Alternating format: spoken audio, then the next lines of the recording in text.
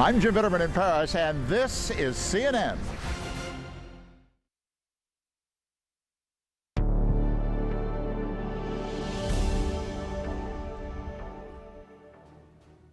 Hello and welcome. I'm Eleni Jokas in Dubai, and tonight, Russia says it could radically reduce military activity around Kyiv and Chernihiv, locations where Ukraine's military is already making a powerful stand.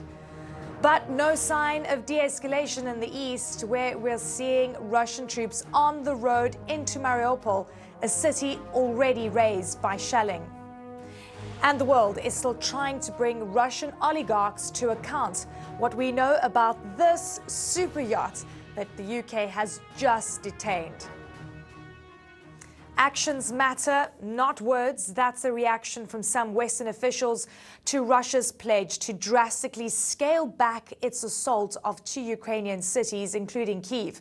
The pledge came after talks in Istanbul, where both Ukrainian and Russian negotiators reported some progress. Ukraine is willing to adopt neutrality, and that's in exchange for international security guarantees. And for now, at least, Russia is no longer mentioning a key goal of denazifying Ukraine. But US officials warn that even as Russia shifts gears by pulling away from Kyiv and Chernihiv, its troop movement should be considered a redeployment, not a withdrawal. It could also be a reflection of the reality on the ground. Russia has failed to advance on Kyiv, and just yesterday it lost control of the key suburb of Irpin. Russia's defense minister says the goal now is to liberate Donbas. That could mean even more devastation ahead for the city of Mariupol. Russia has recognized the entire Donbas regions of Luhansk and Donetsk as independent, and Mariupol falls within their borders. The city of Chernihiv has been under assault for weeks, and that's still the reality today, whatever Russian negotiators are saying. CNN's John Berman was interviewing the mayor before being interrupted by an explosion. Where I'm standing now, this is the site where a cruise missile has struck.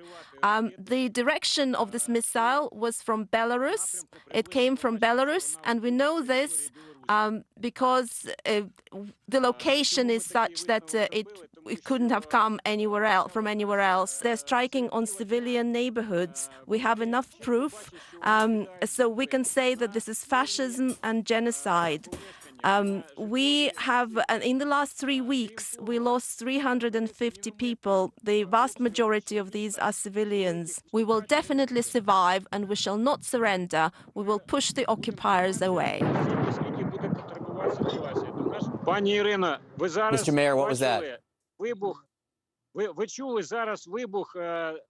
You have just heard an explosion.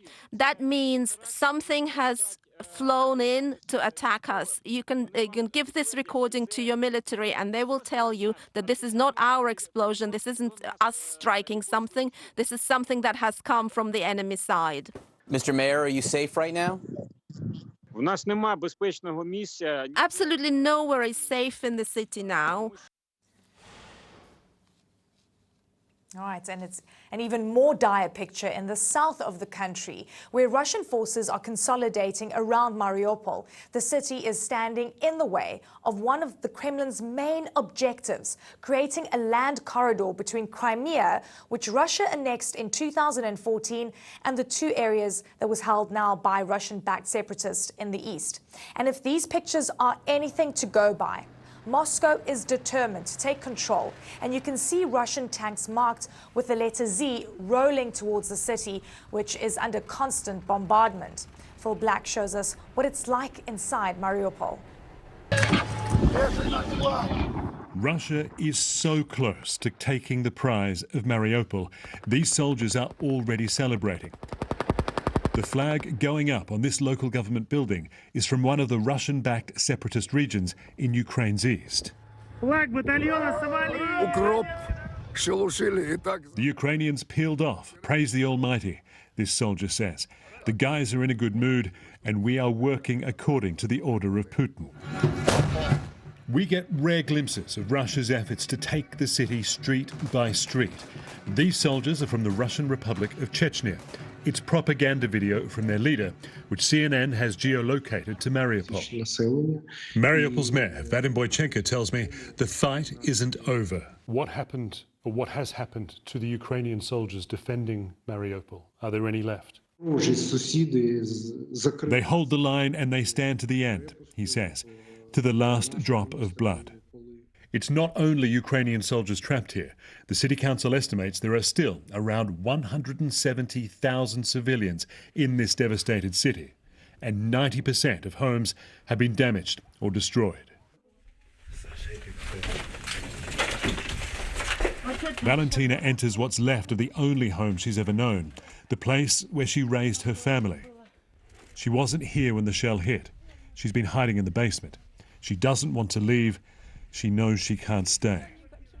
But many will never leave. The council says almost 5,000 people have been killed during the 4-week siege, including more than 200 children. Russia is so close to taking its prize, but it will be a blackened shell of a city, and it's unlikely the people they're conquering will ever forgive them. Phil Black, CNN, Lviv, Western Ukraine. Incredible insight into the devastation in Mariupol. And meantime, just a short time ago, US President Joe Biden said of Russia's claim that it will reduce its assault on Kyiv. We'll see if they follow through, he says. That skepticism is echoed in Ukraine, where many worry any compromise would mean giving in to an aggressor who attacked a country for absolutely no justifiable reason. Christiane Amanpour is in Kyiv and speaks to a lawmaker who's insisting on keeping up the fighting spirit. Day 34 of war, and the sounds are all around. There we go. Yeah. That sort of disturbs your day all the time, but you learn to live with it. Ukrainian MP Lesia Vasilenko says that after a month of this, she, like her president and countryfolk, believe the Russians will never take this city, though fighting does continue in the suburbs.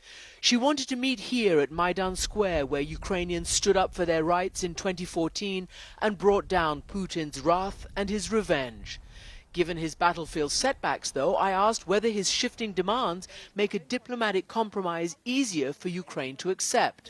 Now there's word, we don't know whether it's going to bear fruit, but that they might allow Ukraine to join EU as long as you renounce the NATO.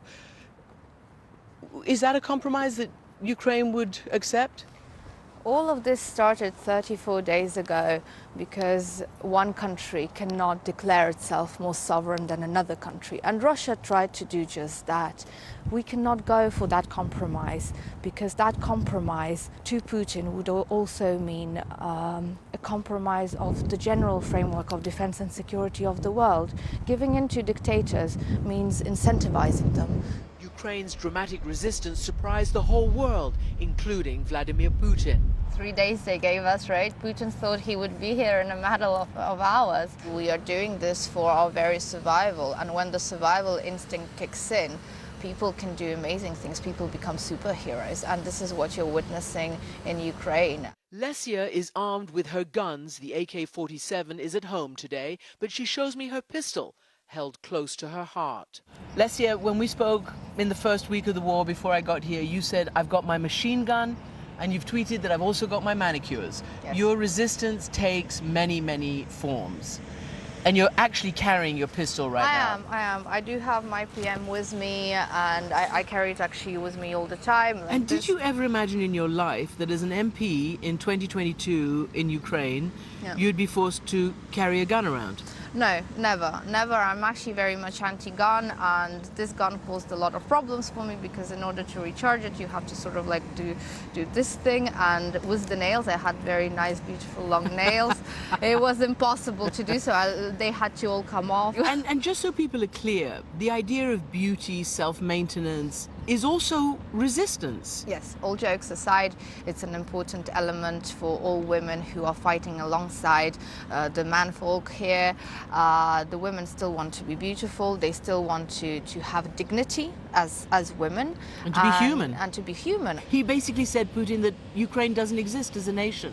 You don't exist as a people. And we say to him, life goes on, we carry on living, your war, your fighting against us is in the background now, and we'll go on fighting it for as long as we have to, but we will go on living at the same time. She is still an MP, Parliament is still passing laws. And since an army marches on its stomach, this too is their fight, their war effort. And so the ordinary becomes extraordinary, peeling carrots as if they were stacking up bullets. This trendy brunch and bar has turned into a wartime canteen, chopping onions in a frenzy of efficiency and purpose. Do you feel you're going to win? Of course, we must destroy the Russian army. You said you must destroy the Russian army? Yeah. So they help turn out 600 meals a day and counting for the army and territorial defense, for hospitals and shelters. Outside, Lesia shows me the pictures of her 3 young children, who she's had to send away for their safety. This is my baby from this morning. Wow. This And is my she's youngest. how old? She's going to be 10 months in just a couple of days. On the That must be painful to be without her. It is, and she's sort of looking at you like, really, Mommy? Aw. Really? You're going to be away from me? Staying on the front lines with this struggle comes at a huge personal cost, but Lesia has no doubts. I am where I have to be. I mean, things happen for a reason. I'm a firm believer in that. There's a reason why I was elected in 2019. We have a task, we have a duty, and we will complete it, and then we will see where life takes us. Christian Amanpour joins me now live from Kyiv. Christian, that piece was really insightful and so symbolic to be at Maidan Square, where Ukrainians fought for over 90 days because they were fighting against Yanukovych and to ensure that the country looks west. In terms of the resoluteness that you're seeing, that the fight, the defiance, the sacrifices, what sense are you getting from people in Kyiv about which direction this is going, given now that the Russians have changed their rhetoric? They're saying they want to withdraw, at least drastically reduce troops around the city. Indeed, Eleni, well, they are basically saying we'll believe it when we see it. And in the meantime, we will stand strong, we'll continue our fight, continue our resistance. You heard, what Lesia told me. Putin, she said, thought it would just take a matter of hours, a matter of few days before being able to capture the capital. 34 days later, capital still standing and people still resisting all over the country, despite the terror that's being inflicted down in places like Mariupol and elsewhere, particularly in Mariupol. They are in the capital, where the government is the symbol of a united and whole Ukraine. They are standing strong. And so they say, no matter what, this capital is not going to fall. They don't believe the Russians will ever be able to take it. They don't believe that this is a declaration of Russian goodwill about, redirecting its forces, but a reflection of their resistance and of the fact that the Russian forces have simply not been able to do what the Russian government and I guess the defense ministry and the presidency thought they could do.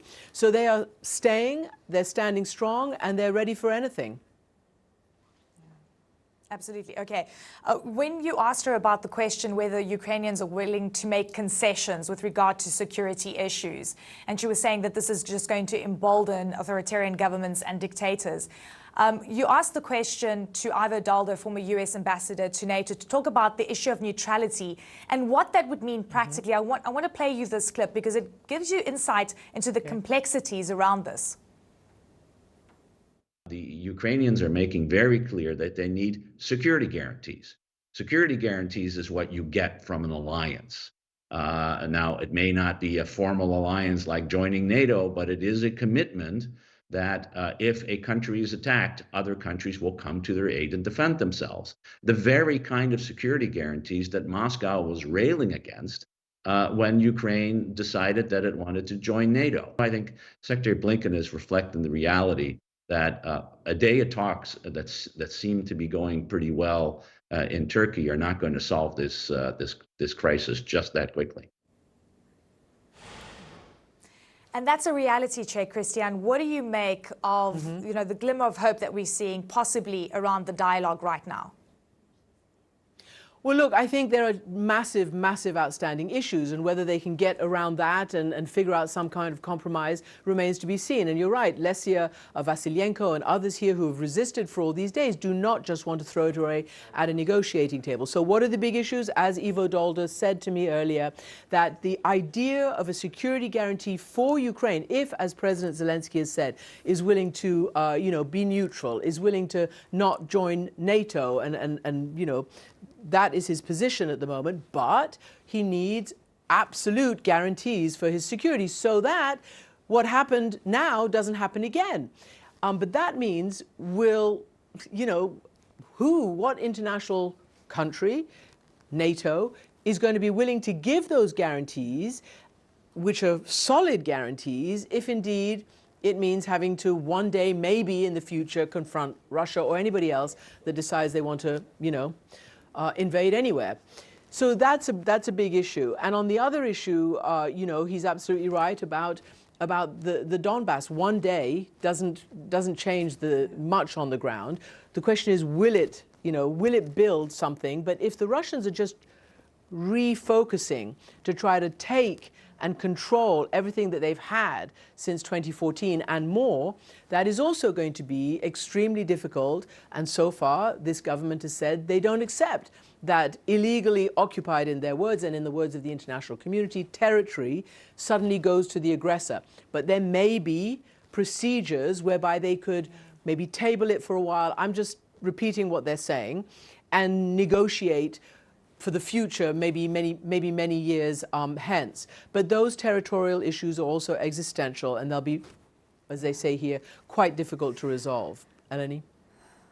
Yeah, absolutely. Yeah, the dialogue is happening at a very complex and challenging time. Thank you very much, Christian. Really good to have you on the show. Much appreciated.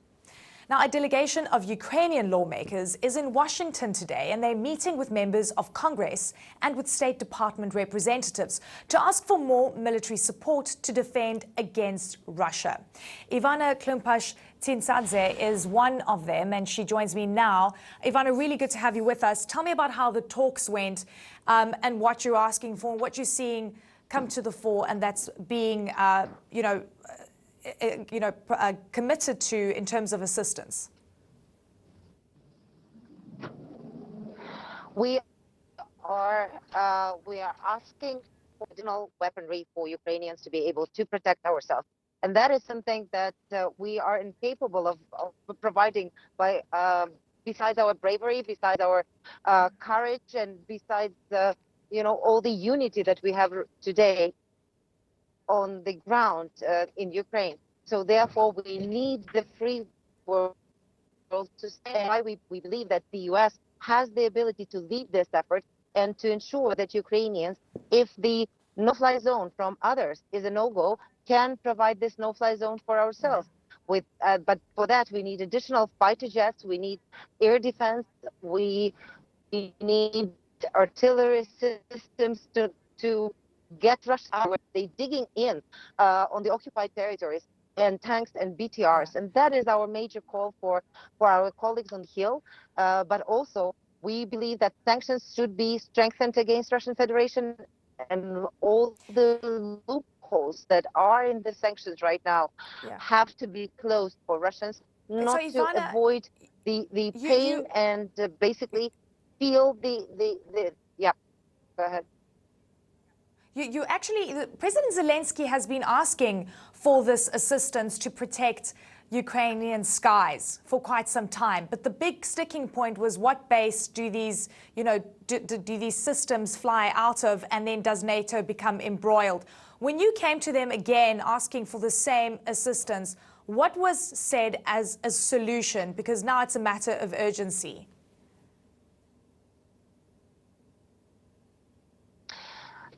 We are not hearing right now the direct answer, and that's why we're still not done with our mission. The issue is still under consideration, but we believe that with all our common efforts, cross-party efforts that we have here in the U.S. With our counterparts, different agencies, starting from Congress and ending with the State Department and DOD, we can ensure the decision is final.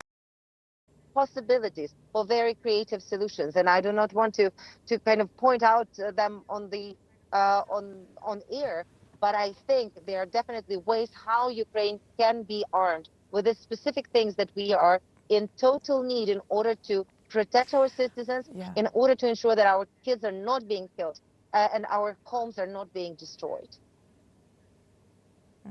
What are you making of the change in military tactic by the Russians, that they're saying they're going to be drastically reducing troops around Kyiv, and the fact that some are saying this is just a regrouping of troops? Do you believe the Russians right now, as dialogue is now on its way? I do not believe any word that Russians are saying.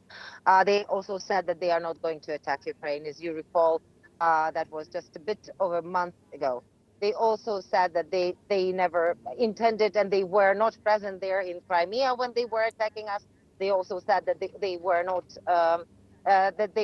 in the Donetsk and Luhansk areas, but they were there, and they were killing our people starting from 2014.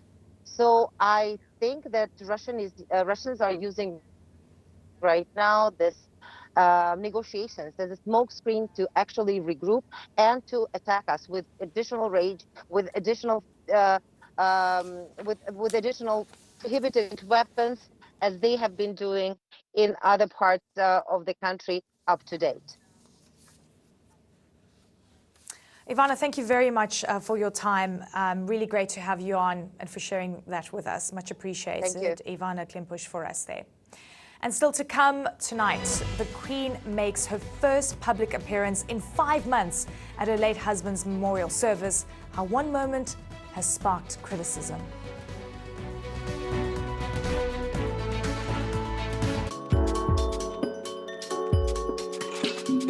Dhaka is one of the world's most densely populated cities.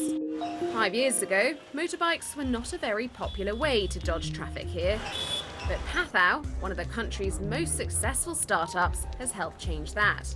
We created an entire category of transportation. Motorcycle ride-sharing was not popular in Bangladesh, but we made that popular. Pathau received initial funding from Asian tech giant Gojek in 2018 and became the first company in Bangladesh to launch motorcycle ride-shares. At that point, we only had 10 bikes. We operated mostly via a Facebook group. The app has over 8 million users and 300,000 drivers. From courier services to food delivery, Pathau now has over 10 different features. Pathau is no longer just a ride-sharing company. It is a super app.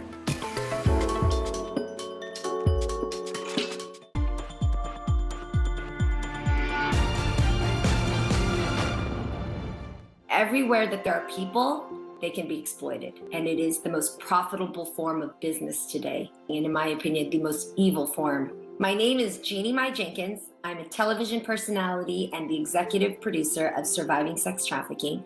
And I'm talking to you from Atlanta. Surviving Sex Trafficking is a documentary that follows the lives of 5 survivors who are able to tell us about their traumatizing situation with sex trafficking. The dangerous thing is trafficking doesn't happen instantaneously. It's a process. It's a process of building a relationship with somebody, building trust. And trafficking preys on people's dreams. Every single one of us have dreams. And trafficking finds a way to learn what your dreams are, and that trafficker preys on what your dream is and then gives you an exchange or some type of promise through either a relationship or love or affection or money in order for you to make your dreams come true. And that's why our film is intended to educate you, to inspire you through the lives of these survivors, but more than anything, tell you the stories of these 5 women who were trafficked in very different ways and how it could happen to anybody you know as well.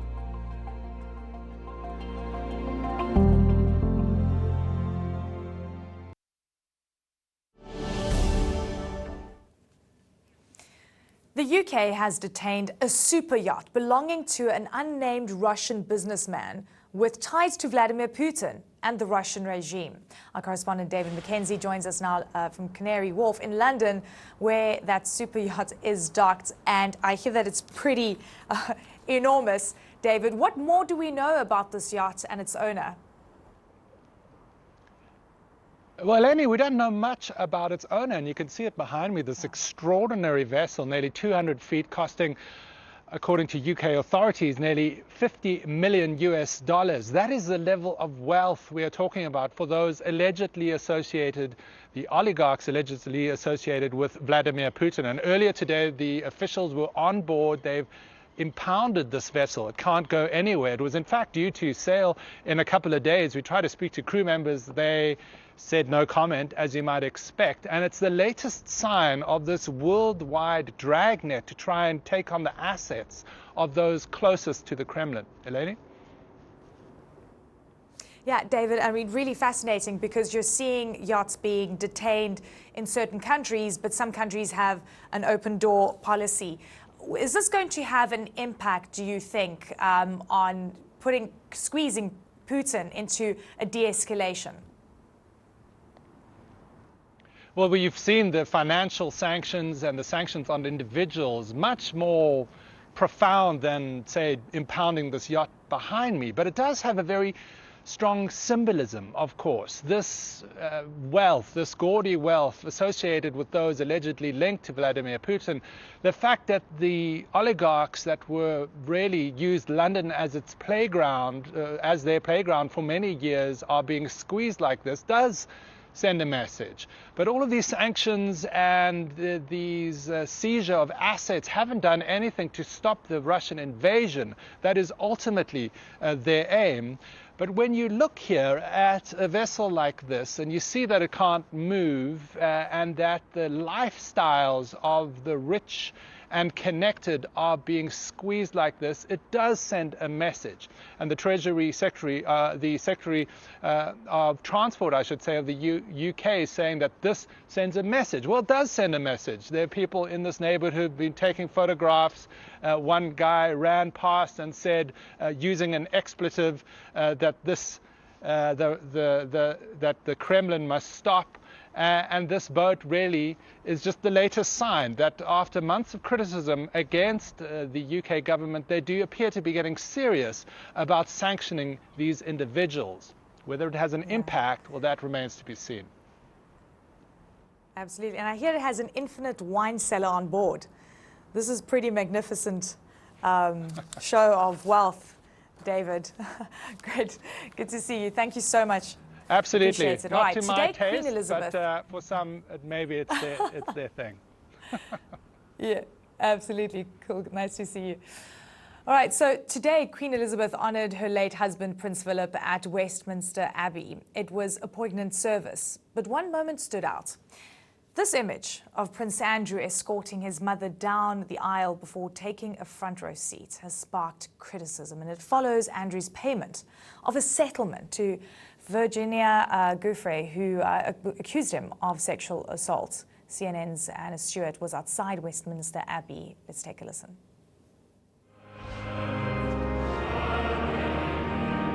This was the first time the Queen has been seen outside of a royal household for nearly 6 months.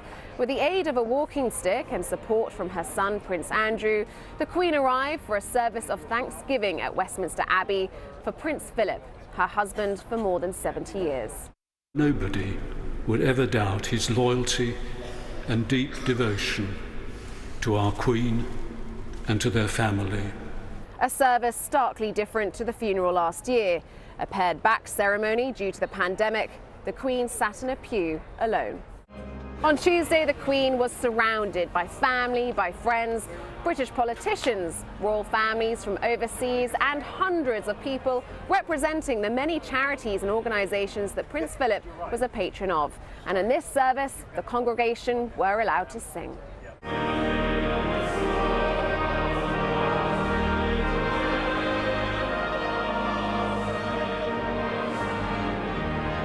Choosing Prince Andrew to help Her Majesty in and out of Westminster Abbey was a clear sign of a mother's support for her son. The first time he's been seen publicly since he settled a sex abuse lawsuit. Prince Harry and his wife, the Duchess of Sussex, were notably absent, but plenty of younger royals were there, bringing together a family in love and memory.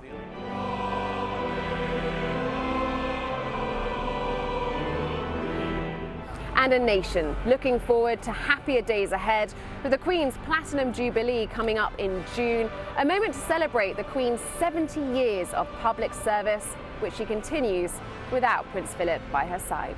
Anna Stewart, CNN, London. After weeks of investigation, London's Met Police will issue 20 fines over Downing Street parties held in breach of COVID-19 restrictions. Prime Minister Boris Johnson has so far not been issued with a fine in this first wave of penalties. His office says that the public will be notified if this were to occur. The Partygate scandal rocked the public's trust in Mr. Johnson, and at the time, there were widespread calls for him to resign. And still to come tonight, food insecurity in some of the world's most vulnerable countries is likely to get worse. A global wheat crisis now seems likely because of Russia's invasion of Ukraine.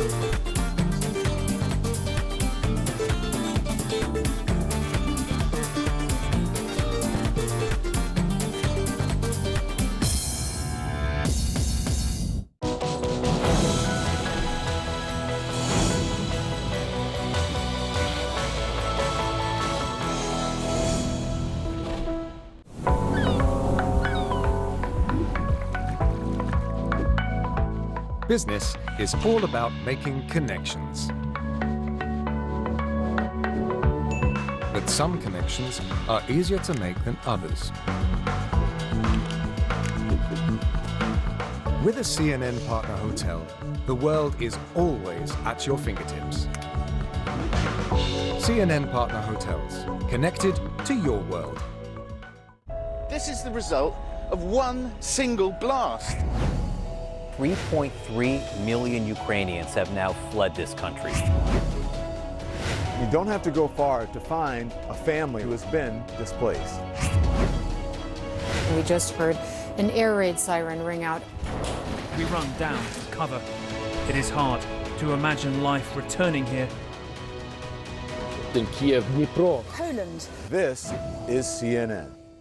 I'm Larry Madowo in Kilifi, Kenya, and this is CNN.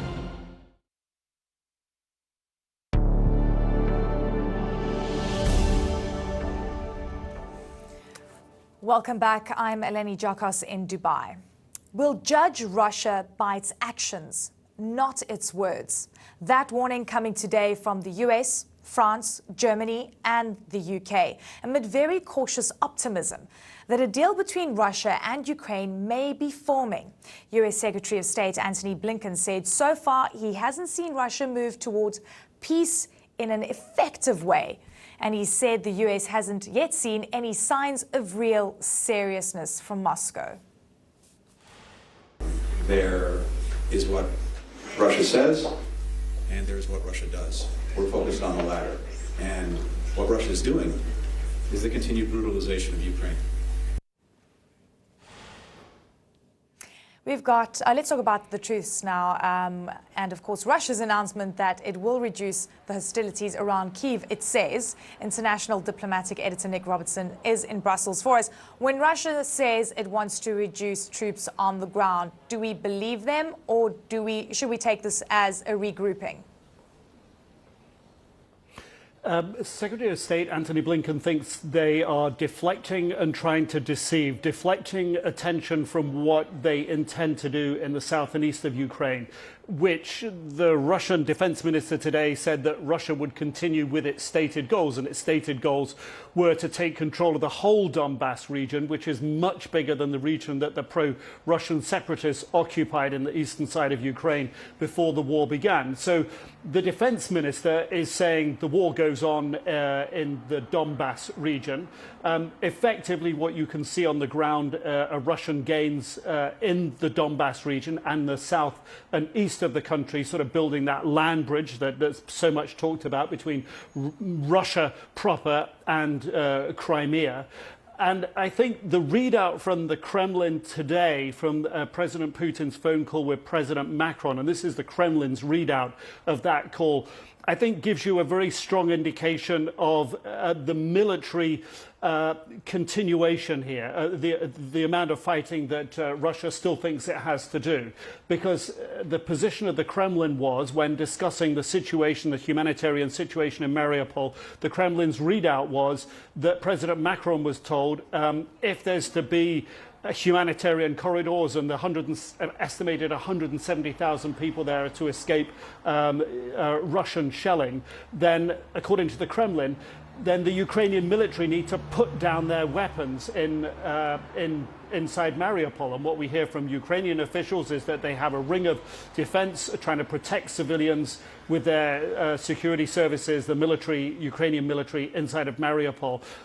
You know, when you drill down into the detail, there is a lot to be resolved yet, a huge amount to be resolved. And I think this is why we're hearing US Secretary of State Antony Blinken and President Biden in his phone call with the Italian Prime Minister, French President, German Chancellor and the British Prime Minister being quite cautious in their language. That said, what we heard today from the talks in Istanbul does lay out a potential roadmap going forward.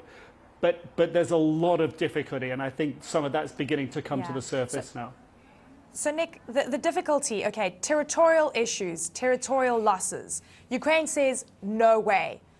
Would Russia accept territorial losses? In the meantime, we're hearing intel that the Russians might want to split Ukraine in two. Meanwhile, Zelensky says, I can make concessions when it comes to neutrality, but that in itself is complex. Is this really a good structure to start with, or are you worried about just how complex the entire process might become, which could derail the talks further?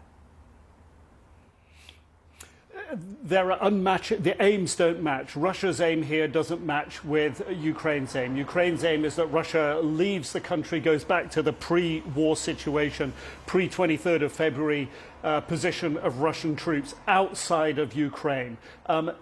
President Putin's position seems to be to say that they're not going to continue to push on Kyiv, but just focus elsewhere in the country and not give up on the gains that they've given there. So there's an immediate contradiction there. President Zelensky has indicated that there needs to be a referendum, that the Ukrainian people need to support a new position of neutrality.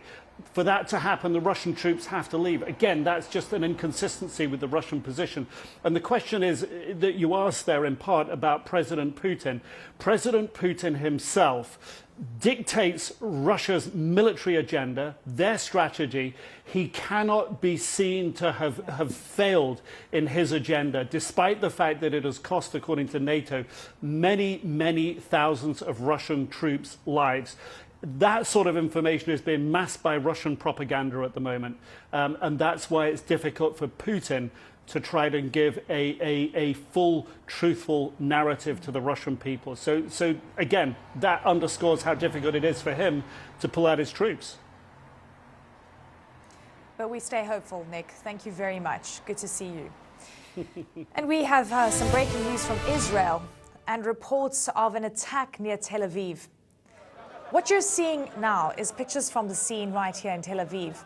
Details are scarce, but there are reports of at least 4 people killed. We have Hadass Gold following the story for us from Jerusalem. What else can you tell us, Hadass? So, Elaine, what we know is that this attack took place in the city of Yacht that's actually called Bnei Brak. It's an ultra-Orthodox city just east of Tel Aviv. Essentially, you could call it a suburb of Tel Aviv. What we know is that the shooting started just around 8 p.m. local, and at least 4 people were killed. We now have confirmation that a 5th person who was killed actually may be at least one of the assailants. As you noted, we are still working on details, including how many attackers there were. There are some reports in Israeli media that the attack started with people shooting while they were on motorcycles, then continuing on foot.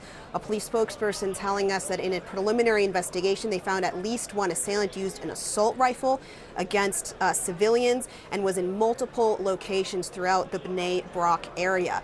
The mayor of Bnei Brak has been asking people to stay inside because there are still concerns that there may be other attackers or accomplices still on the loose. So as I'm noting, a very quickly developing situation. Now, while this attack is just notable in its own right, people are very concerned that it's pointing towards a potential wave of terror attacks because this is the 3rd such attack where Israelis have been killed in just about a week. And it's not occurring in hotspots like Jerusalem. It's occurring in Israeli cities like Beersheba, in Hadera, north of Tel Aviv. Those are 2 attacks that have happened in the past week.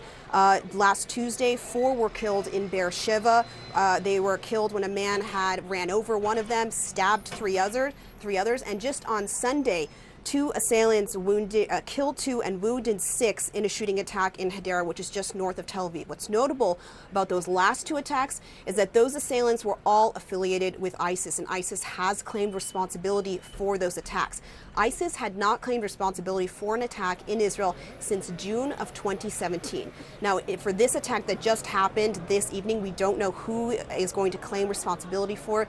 There's a lot of concern about a new wave of terror, not only around ISIS, but also concern about rising tensions here in Jerusalem between Palestinians and Israeli. There have been several stabbing attacks in Jerusalem, as well as shootings of Palestinians in the West Bank by Israeli security services. And keep in mind that in the next month, we're going to get this rare sort of coinciding of holidays. Ramadan, Passover, and Easter are all going to happen at the same time. So officials here are very concerned that all of this together will somehow boil over into further violence. Eleni. Hadass, thank you very much for that insight, and we'll be monitoring the story and bringing you an update as soon as we get it. All right, we'll be right back. Stay with CNN.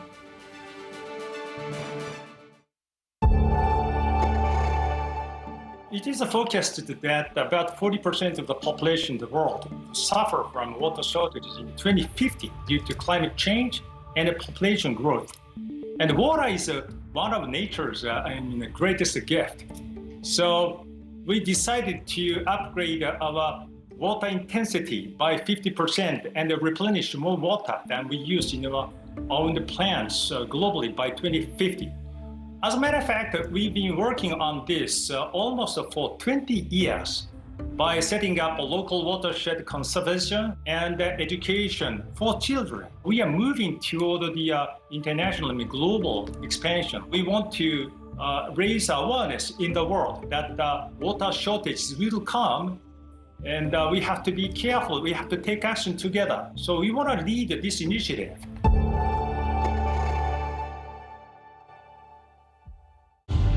To open doors, to develop contacts, and to unlock secrets, it takes trust. It was the first time he really came out of his shell in front of a camera. Trust that you'll listen. It's so great that you're here today. It just highlights what's making a difference. That you'll be honest. I don't want to pry, but what sort of conversations do you have with them? Trust that you'll be accurate and you'll be fair. It was an unprecedented move. Very eerie. All the roads have been closed off. Describe the theme that you arrived to. The Apache attack helicopter. This is what Captain Wales has been flying. Do you want talks with them? What is the point of talking now? Huge amount of police support coming into this protest. We continue to monitor the government in crisis. This was the Duchess's first news interview. Rare access indeed. That's what it's all about. Max Foster, CNN. I want this show, One World, to be a place where people watching from all corners of the globe can understand why what happens in Africa has a huge impact on all of our lives in ways we might never even know. Because of my background, I am well aware of the vibrancy of this continent, and I want to show that to the world. People of my continent do deserve to be heard. We are rich in ways beyond the soil beneath our feet. One World with Zain Asher, weeknights on CNN.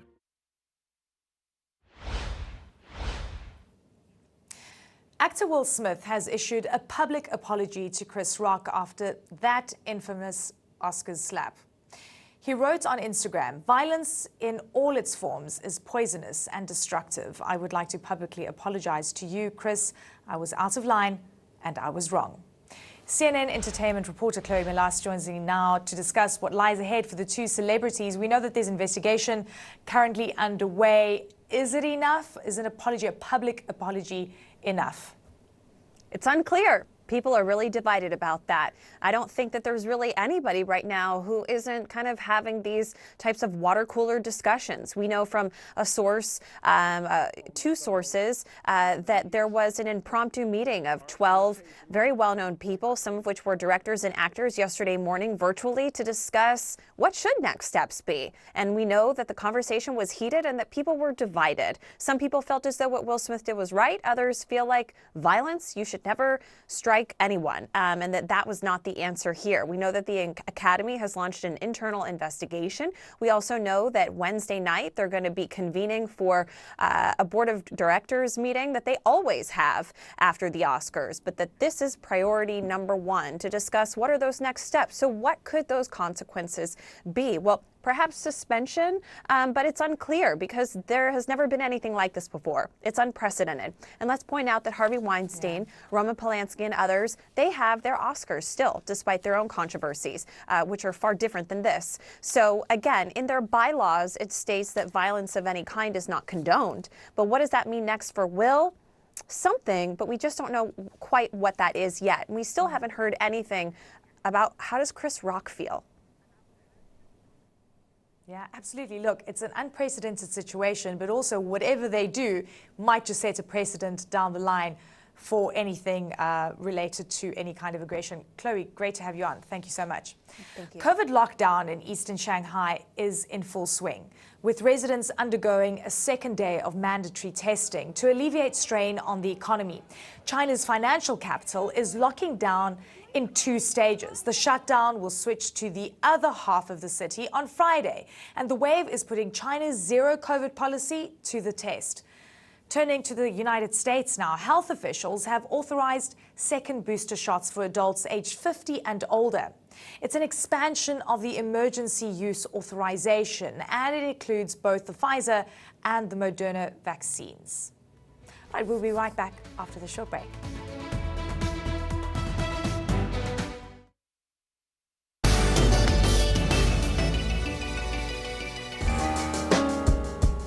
In 1917, Cartier came upon his breakthrough, revolutionary, by far the most famous design, the Cartier tank. Now, the inspiration for this design was, as the name suggests, a British Mark IV tank.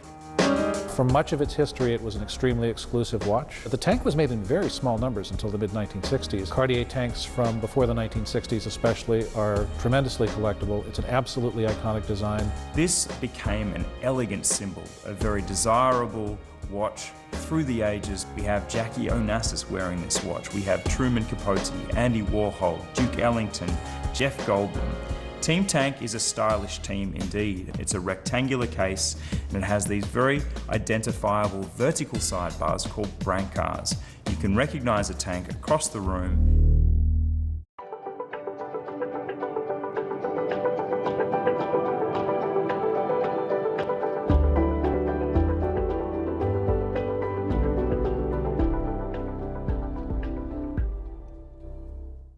The world's biggest business stories in one place.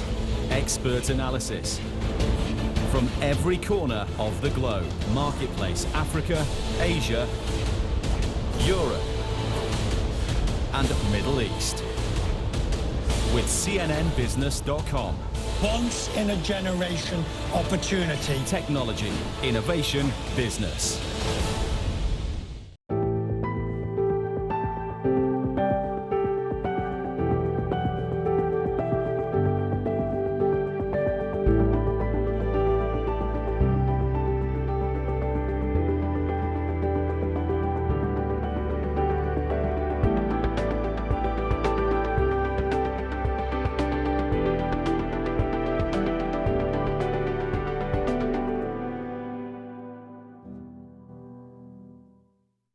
You can help the refugees from Ukraine.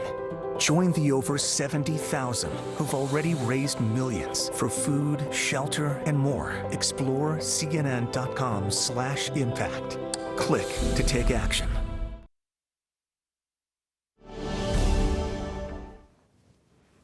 The war in Ukraine has forced almost 4 million people to leave the country, almost 1/10 of the population.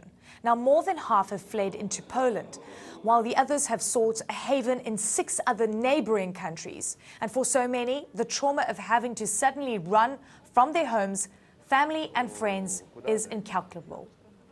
Germany. Where to go? We can't just leave everything behind. It's so difficult. It's psychologically challenging because everyone stayed there. It's another story when you can prepare yourself to move to another country, knowing that there is a fundament, a base, acquaintances, friends, and you can morally prepare to go there. But when all of your life is back there in Ukraine, your soul aches.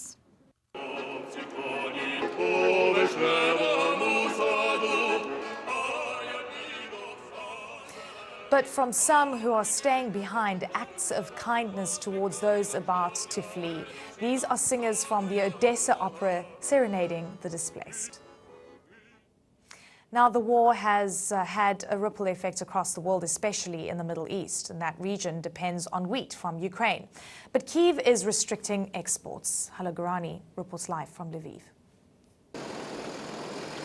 On this farm in western Ukraine, and many like it across this country, the future of food security for hundreds of millions of people around the world is being determined. 1/3 of the world's most fertile soil is in Ukraine, according to the UN. So what doesn't grow here, or what this country is unable to export because of the war, local officials tell me will cause ripple effects around the globe. The repercussions of the war in Ukraine began to impact everything, Vladimir tells me, including all agricultural operations inside and outside the country, including the sowing season. Western Ukraine, where this farm is located, accounts for a relatively small portion of total wheat and corn farmland. The most productive farms lie in the hottest conflict areas of the country, like Izium in eastern Ukraine. Satellite photos show the extent of the destruction in and around that city. In one video, Russian artillery positions and Ukrainian counterattacks are visible in a field. And the Ukrainian agriculture minister tells me the impact on this year's crops will be devastating. Last season, we have approximately totally 110 million tons. This year, we expect at least 30% less than this amount. It's це дуже обнадійливий прогноз. Because we understand that the war is continue and nobody knows what will be tomorrow. And so far this year, the minister says the country has lost almost $9 billion in agricultural revenue. Wheat is usually planted around March and harvested in the summer. But we are told on this farm near Lviv that most farmers in the conflict zone are writing this year off completely, because it's simply too dangerous to work the land. This is already impacting food prices for everyone, but most acutely for people in vulnerable countries. In 2020, 80% of Lebanon's wheat imports came from Ukraine alone, 40% of Libya's, 30% of Egypt.